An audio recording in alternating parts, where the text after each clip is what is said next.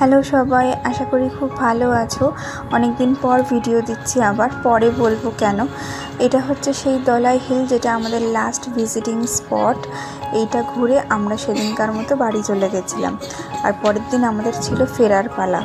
ঠিক একইভাবে মুসৌরি থেকে দেরাদুন হয়ে দিল্লি, আর দিল্লি থেকে ফ্লাইট ধরে কলকাতা। মনটা খুব খারাপ হয়ে যাচ্ছিল মাম্মা পাপার, যে ঘোরাটা শেষ হয়ে যাচ্ছে, আনন্দের দিনগুলো শেষ, back to home, back to normal life. এই দেখো সন্ধেবেলা গাড়ি ছুটে চলেছে। দিল্লি ঢোকার মুখেই বড় একটা ব্রিজ ছিল, সেই ব্রিজটা খুব সুন্দর করে লাইট দিয়ে ডেকোরেট করা ছিল, তাই ক্লিপটা নেওয়া হয়েছে। না হলে ভিডিও করার মতো এনার্জি কারোর ছিল না। সোজা মুসৌরি থেকে দিল্লি সেই 7-8 ঘন্টার জার্নি, এবং ব্রেক নিয়ে সেটা আরও লেন্দি হয়ে গেছিলো।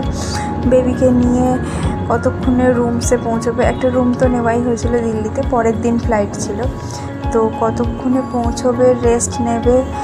আর বেবি খুব আমি খুব বিরক্ত হয়ে যাচ্ছিলাম অতক্ষণ গাড়িতে জার্নি করে, তো সেই চিন্তাটাই ছিল।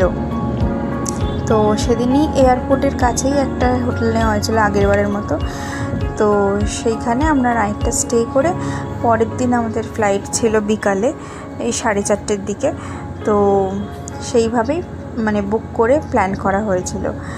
আর এটা হচ্ছে সেই ব্রিজ, সুন্দর ডেকোরেট করে, দেখো লাইট দিয়ে, সেইটা দিয়ে গাড়ি যাচ্ছে, আর আমরা ওয়েট করছি কতক্ষণে শুধু রুমে পৌঁছবো। তার মধ্যেও আমি যে এনার্জি ধরে রেখেছি, খুব একটা ক্র্যাঙ্কি হয়ে যায়নি, সেটাই আমার মাম্মি পাপা জাস্ট থ্যাঙ্কফুল, যে খুব একটা অসুবিধে হয়নি। কিন্তু খুব টায়ারিং হয়ে গেছিলো মুসৌরি থেকে দিল্লি এতটা জার্নি করা, এবং কোথাও কোথাও জ্যামও ফেস করতে হয়েছিলো নয়ডার যখন ঢোকা হয়েছিল তখন। তারপরেই দেখো ফাইনালি আমরা ফ্লাইটে, পরের দিন ভোর হয়ে, এটা বিকালবেলা যখন আমরা ফ্লাইটে উঠেছি। এবার সেদিন আমার চোখে ঘুম ছিল না, তার ফলে আমি ফ্লাইটে যা দৌরাত্ম্য করেছি সেটা আর বলার নয়। আগের প্যাসেঞ্জার পরের প্যাসেঞ্জার সবাই কম বেশি একটু বিরক্ত হয়েছে। লাইট অন অফ, অ্যাটেন্ডেন্টকে ডাকছি, সুইচ অন করে খুবই দুষ্টু করছিলাম। ফ্লাইটটা প্রচণ্ড এনজয়ও করছিলাম যেমন, এবং প্যাসেঞ্জারদের ডিস্টার্বও করছিলাম। তাতে মাপিমা একটু এম্বারেসমেন্টেই পড়ে যাচ্ছিলো মাঝে মাঝে, আর দাদু দিদা একটু দূরে ছিল বলে অতটা অসুবিধা হয়নি, মেন মাকেই সামলাতে হচ্ছিলো আমাকে। এই দেখো কাঁচের সেই শাটারটা একবার নামাচ্ছি, একবার তুলছি, আর তখন ঠিক সানসেটের আগের মুহূর্ত, সূর্যের লাইটটা পুরো মুখের ওপর এসে পড়ছে, মজাও পাচ্ছি। আবার দেখো এই হচ্ছে সেই সুন্দর ভিউ প্লেন থেকে, যেটা এই আমার দুষ্টুমির ফাঁকে মাম্মা কি পাপা তুলে নিয়েছে, যখন বিকালবেলা একদম মাঝ আকাশে রয়েছে ফ্লাইটটা।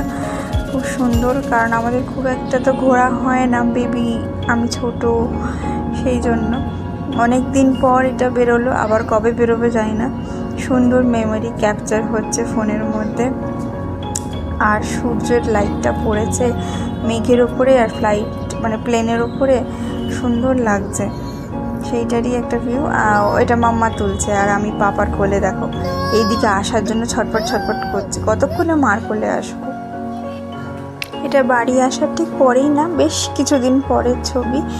উল্টো দিকে আমার যে ফ্রেন্ড থাকে, সেই ফ্রেন্ড এসছে, তো আমি তার বাড়িতে গেছি, তার রুমে গেছি খেলার জন্য। আর খুব ব্যস্ত দুজনে খেলনা নিয়ে, এগুলো তারই খেলনা, কিন্তু আমি তার খেলনা নিয়ে খেলতে বেশ মজা পাচ্ছি। আর মাম্মা সেই ফাঁকে আবার একটা ভিডিও রেকর্ড করছে। দুজনে খেলছি বটে, বাট কেউ কারোর সাথে খেলছি না, দুজনেই খেলনা নিয়েই খেলতে ব্যস্ত।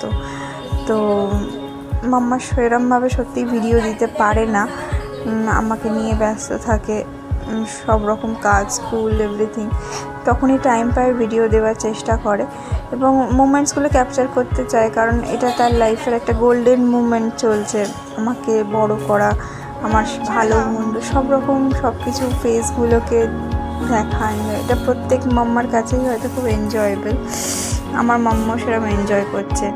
তো এটার পর একদিন সকালবেলার ভিডিও এটা, মাম্মা বসে বসে চা খাচ্ছে, আর ওইদিকে আমার দুষ্টুমিগুলো নজর রাখছে। মাম্মা সকালে উঠেই 1 কাপ চা দিয়ে স্টার্ট করে, এটা আগে অভ্যেস ছিল না আমার, এখন অভ্যেস হয়ে গেছে। চা আর তার সাথে রাস্ক, এটা হচ্ছে ফেভারিট মাম্মার। আর আমিও গুড মর্নিং করে ওইদিকে মাম্মা আমাকেও যেমন একটা বিস্কিট নেয়, নিজে একটা বিস্কিট নেয়, আমাকে আমার পছন্দের বিস্কিটটা দেয় আর নিজে একটা নিজের পছন্দের বিস্কিট নেয়, নিয়ে চা খায় আর তার সাথে পাপার টিফিন রেডি করে, পাপাকে ব্রেকফাস্ট দেয়। তো কে কে চা খেতে ভালোবাসে বলো। তারপরে আমরা ব্রেকফাস্ট খাচ্ছি। ব্রেকফাস্টে আমরা সেদিন সিঙ্গারা, জিলিপি এগুলো এসেছিলো। আমার সেদিনকে একদম অন্য কোনো খাবার প্রতি ইন্টারেস্ট ছিল না। ব্রেড রাখা রয়েছে, ব্যানানা রাখা রয়েছে, মিল্ক আছে, কিন্তু কোনোটাই খাবো না। আমি তখন জিলিপি খেতে ব্যস্ত। মাম্মা যেই কিছু খাবার দিতে যাচ্ছে আমি জিলিপিটা মুখে করে দিচ্ছি। আর সেদিনকে ওই দেখো জিলিপি খাচ্ছি। আর সেদিনকে আমি টেবিল চেয়ারে বসে খাচ্ছিলাম। আমাকে খাওয়ানোর জন্য কোনো টোটকা কিছুই করতে হয়নি, না ফোন চালাতে হয়েছে না টিভি চালাতে হয়েছে।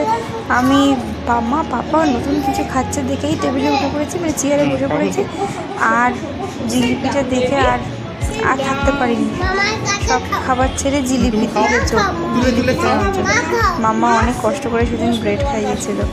এরকম সুন্দর সুন্দর ভিডিওগুলো আসতে থাকবে, তোমরাও পছন্দ করো, লাইক করো, কমেন্ট করো কেমন লাগছে আমার ভিডিওগুলো দেখতে, আমাকে পছন্দ হচ্ছে কিনা, আমার দুষ্টুমিগুলো ভালো লাগছে কিনা। তো এটা সেদিনকে সেই ব্রেকফাস্টই চলছে। মাম্মা অনেক করে বুঝিয়ে খাওয়ানোর চেষ্টা করছে। খুব তাড়াতাড়ি দেখা হবে আবার একটা নতুন ভিডিওর সাথে। সবাই সুস্থ থেকো, ভালো থেকো। আজকের মতো এখানেই tata, bye bye, see you.